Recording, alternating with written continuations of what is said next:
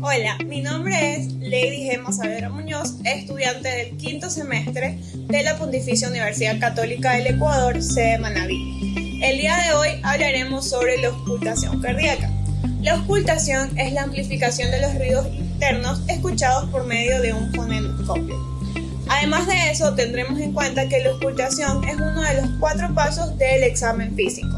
Como médicos, no podemos acceder a ningún tipo de examen físico sin el previo consentimiento de nuestros pacientes. El foco aórtico que vamos a auscultar es el foco aórtico, que se encuentra en la línea parasternal en el segundo espacio intercostal.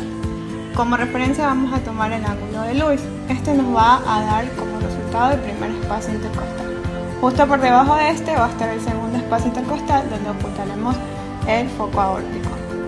Justo aquí podemos escuchar la parte descendente de la aorta.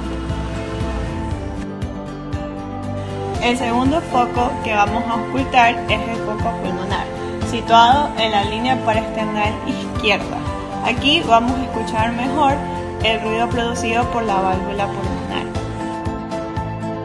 El tercer foco que vamos a auscultar va a ser el foco tricuspideo, ubicado en la línea parasternal izquierda en el quinto espacio intercostal. Como el foco anterior está ubicado en el segundo espacio intercostal, contaremos desde ahí 3 espacios más, situados justo aquí. Y el último foco que vamos a auscultar es el foco mitral apexiano. Este de aquí también va a estar ubicado en el quinto espacio intercostal, pero hacia la línea clavicular media. Justo aquí.